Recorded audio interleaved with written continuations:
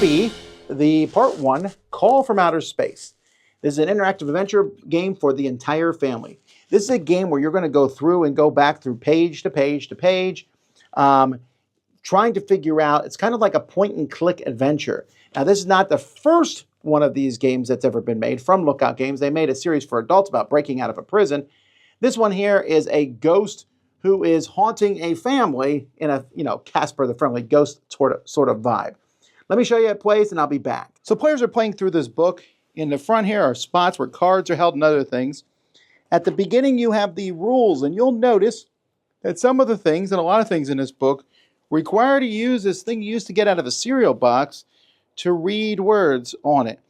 And so there's going to be a lot of that in this book, and it explains how to play, gives you a bit of prologue, and meets who you are, which is a ghost. Now, this is most of what the game's going to look like.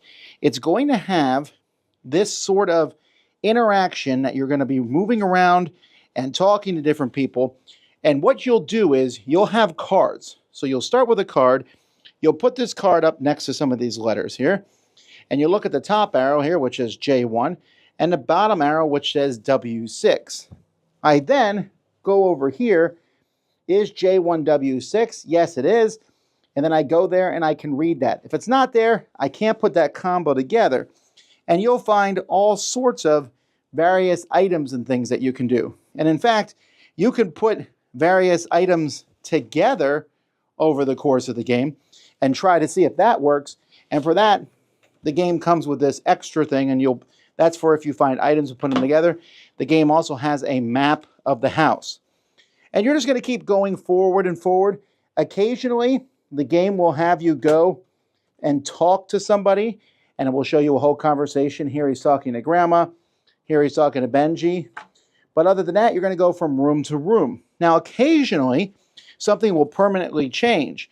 The game comes with stickers that will go on a spot. And in fact, just to show you how it works, there's a sticker on this board, which you can't see because I'm that good. And then the sticker, they can be removed, but see, it's already sticking to its page.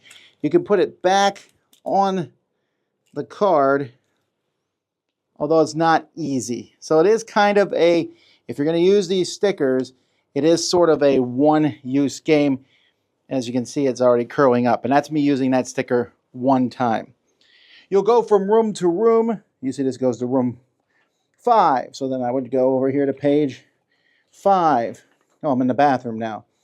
And I can deal with different things here. And as you get more items, you'll come back. And eventually, you'll finish this story, which you will then find out is part 1. There's also a whole help section in here. If you get stuck, you're going to see how far along in this game you are.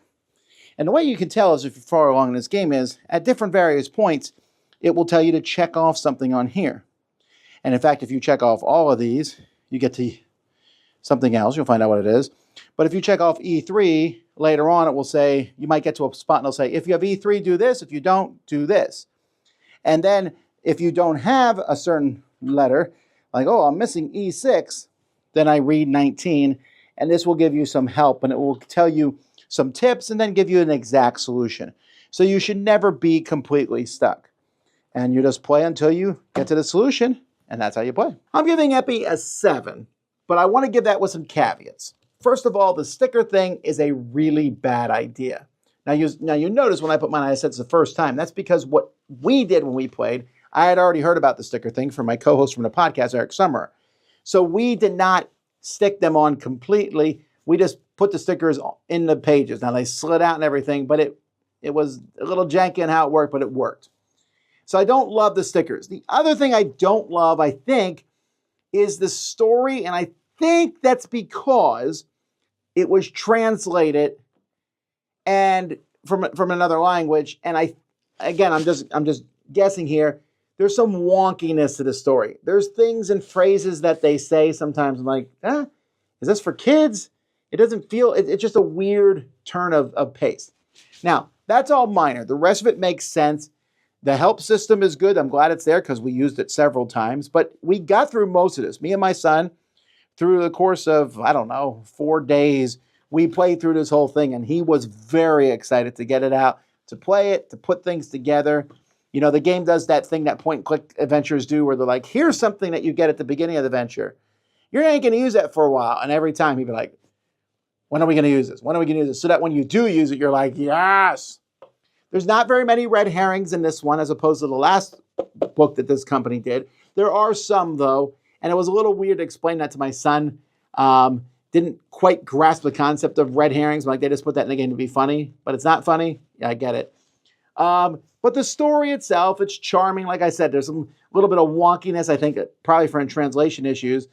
But the puzzles themselves aren't particularly difficult. It follows a fairly reasonable thing. This family lives in a nice big house and has access to a lot of electronics. But it's also part one of a story. So while it ends with okay, great, we finished this storyline, there's definitely we're going to do more. I would love to see this company for once to do one of these that's just a one and done.